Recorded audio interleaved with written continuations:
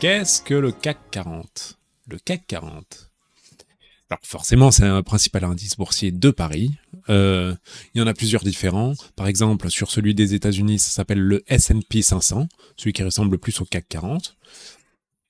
C'est un indice flottant pondéré en fonction de la capitalisation boursière qui reflète la performance des 40 actions, donc les plus importants et les plus activement négociées cotées sur Euronext Paris. Donc ça veut dire qu'en fait, au niveau de la France, c'est les actions qui sont les plus négociées, c'est les 40 actions, donc les 40 entreprises qui sont les plus importantes. Je ne sais pas si c'est les plus... qui ont le plus de bénéfices. C'est pas forcément ça. Est-ce que c'est aussi par rapport à un nombre de chiffres d'affaires? Je ne sais pas, parce qu'à différencier un bénéfice et chiffre d'affaires, hein, c'est pas la même chose. Voilà, donc en fait au niveau de l'historique, hein, créé avec 1000 points de base au 31 décembre 1987 par la Compagnie des agents de change, CAC, Compagnie des agents de change, l'indice CAC 40, aujourd'hui appelé cotation assistée en continu. Donc on a changé quand même l'acronyme, alors qu'à l'origine, hein, c'était juste parce que c'était le nom de la compagnie qui l'a créé. Et déterminé à partir du cours de 40 actions cotées en continu sur le premier marché parmi les 100 sociétés qui sont, dont les échanges sont les plus abondants sur Euronext Paris. Alors, Euronext Paris, qu'est-ce que c'est? Euronext est la principale place boursière de la zone euro avec plus de 1900 émetteurs, représentant une capitalisation boursière totale de 6400 milliards d'euros, presque mon compte en banque, hein, ça c'est pas loin, dont 50 valeurs phares composant l'indice de référence Eurostock 50 et une clientèle nationale et internationale. Voilà. Il y en a quand même quelques-unes derrière l'international. La première bourse européenne, hein, attention, eh oui. Ces sociétés représentatives des différentes branches d'activité reflètent en principe la tendance globale de l'économie des grandes entreprises françaises et leur liste est revue régulièrement pour maintenir cette représentativité. Donc à chaque fois, en fait, si ça se trouve, doit y avoir une durée d'exercice, par exemple, qui commence, on va dire, au 31, là, 31 août, non, on va dire 1er septembre, et qui finit au 31 août. Et à chaque exercice, il revoit quelles sont les entreprises qui ont fait le plus des bénéfices, qui sont les plus attractives, et voilà, on change un petit peu de ce qu'il y a à l'intérieur. On change, par exemple, peut-être je sais pas, je veux dire des très gros noms, c'est impossible qu'ils changent, surtout celui que je vais citer, LVMH, et on le change par, je sais pas, UPSA. Et UPSA, je sais que c'est pas une très grosse boîte, c'est quand même une industrie pharmaceutique, mais c'est pas une très grosse boîte, donc voilà, ça pourrait être ça. Alors, on va passer 1988 direct, c'est le début. Puisque, on l'a vu, ça a été créé le 31 décembre 1987. Donc, ça a direct commencé en 88, normal, forcément. Principale mesure de la santé boursière en France, le CAC 40 est un indice boursier relativement récent. Pour mesurer les performances avant 1988, il existe un indice INSEE. Donc l'INSEE, c'est Institut national des statistiques et des études économiques, qui est chargé de la production, de l'analyse des publications statistiques officielles de France depuis 1946. C'est pas non plus hyper loin, c'est juste après la Deuxième Guerre mondiale. Son statut actuel se situe à Montrouge, bon, on s'en fout, qui a connu un quintuplement dans les années 1920, puis un nouveau quintuplement dans les années 1950. Donc à l'origine, ils n'étaient pas 40. Malgré les incertitudes géopolitiques, lors de ces deux époques de forte croissance économique, les années... Oh, ils ont peut-être mal exprimé, en fait, quintuplement, sûrement plutôt des finances. Trace les étapes de l'émergence d'espaces de valorisation des obligations qui dominent auparavant le financement des armements navals vénitiens et hollandais. Ok. Histoire des bourses des valeurs retrace les étapes. Bon, ok, bon, pas très intéressant, on va pas aller dedans. Malgré les incertitudes géopolitiques, lors de ces deux époques de forte croissance économique, effectivement, Oui, parce que 1950, hein, forcément, hein, c'est quand même une période un petit peu spéciale. 1920, bah, juste après la Première Guerre mondiale. 1950, juste après la Deuxième. Bon, voilà, vous l'avez deviné. Malgré les années 1960 et 1970 avaient cependant marqué un coup d'arrêt à cette tendance, les petits porteurs se détournant progressivement d'une bourse de paris orientée durablement à la baisse. Cependant, le début des années 1980, malgré un contexte économique morose, marque un nouveau retournement de tendance puisque les cours partent à la hausse. Alors que ces prémices de la mondialisation financière se font sentir partout dans le monde, oui, parce que 1980, c'est quand même le début de la mondialisation, les réformes du système bancaire menées sous François Mitterrand, dont la loi bancaire de 1984 ouvre la voie à l'équivalent parisien du Big Bang de la Bourse de Londres, et à la création de l'indice boursier du CAC 40. Principale évolution. Sa création se fit suite au crack d'octobre 1987. C'est quoi ça? C'est déroulé en 2 temps. Une remontée vive des taux d'intérêt à long terme qui culminera le 19 octobre 1987, jour où l'indice du Dow Jones, donc ça c'est l'équivalent américain, de la bourse de New York sous la pression de cette remontée des taux. Interdit, on voit qu'il y avait une très grosse baisse à cette époque-là du Dow Jones, ce qui fait que ça a impacté tous les marchés. Qui a modifié le monopole des transactions boursières. Celle-ci était auparavant directement gérée par des officiers ministériels, les agents de change. Suite de quoi, la loi, ce sont les sociétés de bourse qui ont pris le relais. CAC signifie alors compagnie des agents de change devenue cotation de machin. Ça, on l'a vu tout à l'heure. Ok, on va quand même lire un petit peu la bulle d'Internet, parce que la bulle Internet a eu un énorme effet aussi sur le changement de tout ce qui est bourse. On le sait actuellement. À l'origine, tout ce qui était bourse, on passait directement par des agents plutôt bourse, donc des banques. Maintenant, on peut tout faire en ligne, c'est-à-dire que si vous avez envie d'acheter une action actuellement, forcément, il va falloir vous créer un espace sur une des banques qui bénéficie des actions du CAC 40, qui propose en fait ce portefeuille que vous pouvez acheter directement avec cette banque. Il va falloir attendre puisqu'il y a quand même certaines normes. Faut avoir au moins un certain âge, faut donner des papiers d'identité forcément. Il faut répondre, il me semble aussi, à un questionnaire que j'ai rempli, qui est pas si facile non plus. Qui permet de valider que vous avez compris ce que c'est qu'une action.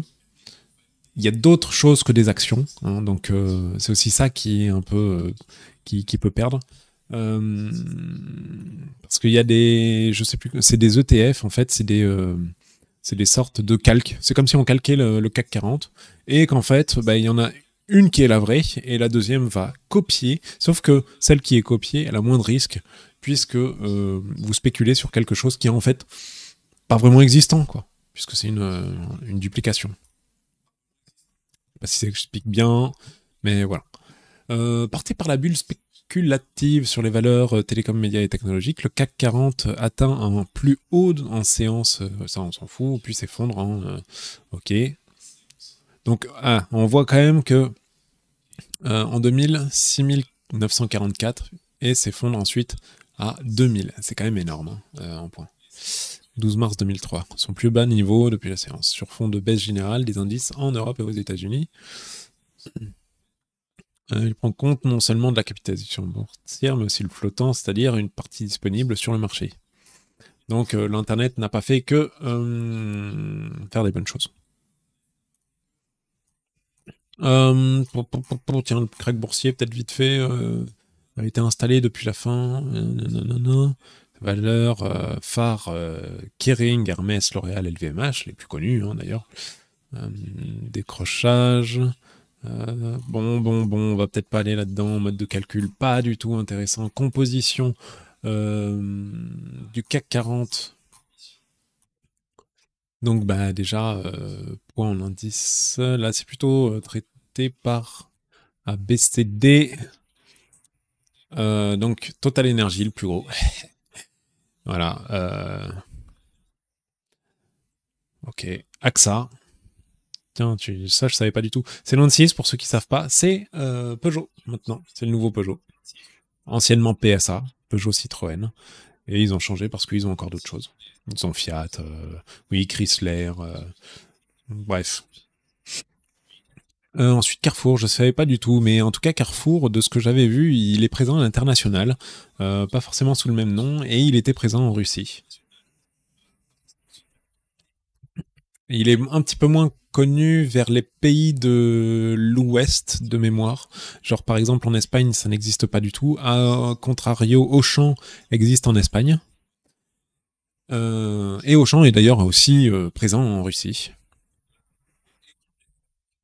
Engie, Airbus, bon Airbus forcément, hein, très connu. LVMH, du luxe. Hein, LVMH, Louis Vuitton, Moet et Hennessy. Donc Hennessy qui est du cognac, Moet c'est du champagne, Louis Vuitton qui est une marque de luxe de vêtements, il me semblait aussi de parfums. Moins sûr sur le parfum. Hein. BNP Paribas, Vinci, Renault, Orange, Saint-Gobain, Sanofi, Bouygues, L'Oréal, Veolia, Schneider, Danone, Société Générale, Crédit Agricole, Air Liquide, Michelin, Thales, Safran, Capgemini, Essilor, Kering, Hermès, le grand Eurofins scientifique, hein, je savais pas du tout, et ça c'est pas connu. Moi, je ne connais pas en tout cas. Voilà, donc c'est quand même une belle, un beau portefeuille historique de la composition. Donc il y en a beaucoup plus, puisqu'il y en a certains qui ont changé. On voit qu'il y a quand même des trucs, par exemple, Sodexo qui a disparu, Sanofi, il me semble que je l'ai pas revu tout à l'heure, Lagardère,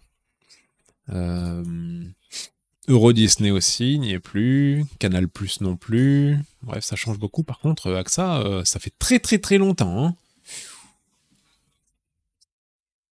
C'est un groupe international spécialisé dans l'assurance depuis sa création. Comme quoi, hein, faire de l'assurance, c'est ce qui rapporte en max.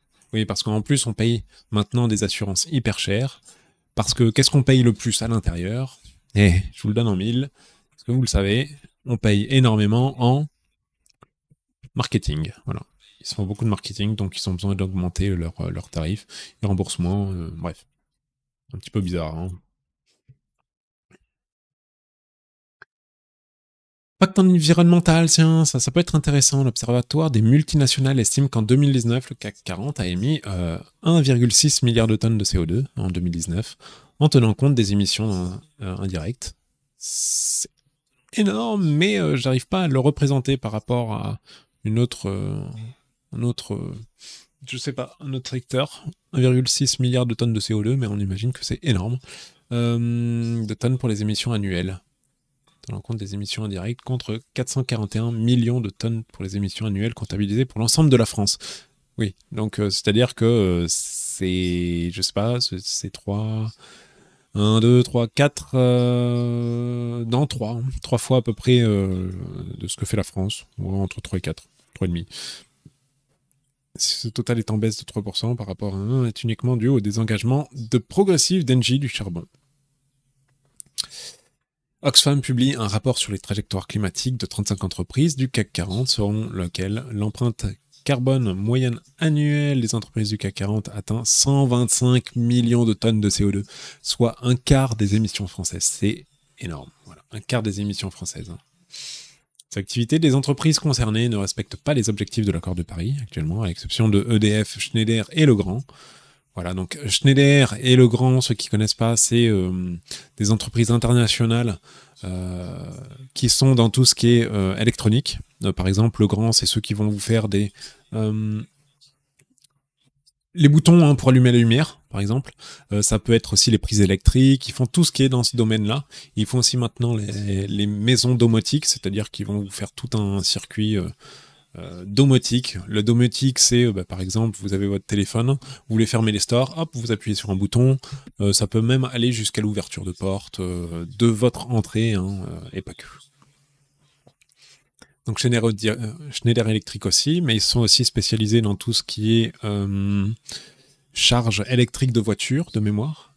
Et enfin, bon, EDF, on connaît tout, hein, Électricité de France. Voilà, ça parle. Donc c'est les 3 seuls. Donc sur 40 entreprises, il n'y en a que 3 qui respectent les accords sur le climat. 3 entreprises les plus émettrices de gaz à effet de terre, on le sait déjà. Hein. Ah non, c'est bizarre, ils mettent pas Total Énergie. Sont des banques, notamment en raison de leur financement des énergies fossiles. On le sait très bien. BNP Paribas, Société Générale et Crédit Agricole sont souvent cités par les associations écologiques et principalement actuellement avec le deep sea mining, c'est-à-dire que du c'est aller racler le fond des océans et aller chercher du pétrole au fond des océans, mais très très profond pour perturber la vie aquatique. Bon, voilà, c'est pas forcément une très bonne chose, mais voilà, c'est comme ça que ça se passe. C'est comme ça qu'ils veulent faire en tout cas, mais il y a quand même des lois qui sont en train de passer actuellement qui sont un peu plus rassurantes, en espérant que ça passe pas. Enfin, en espérant que les entreprises ne puissent pas faire ce genre de choses. Voilà, bon, c'est très intéressant.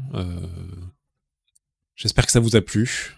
Si vous voulez en savoir plus, il y a peut-être moyen que j'aille sur les histoires aussi de S&P, de Dow Jones, de ETF, hein, qui peut être un sujet. C'est bizarre qu'il ne l'ait pas mis, hein, puisque des ETF, c'est ce qui parle aussi euh, au niveau de tout ce qui est action.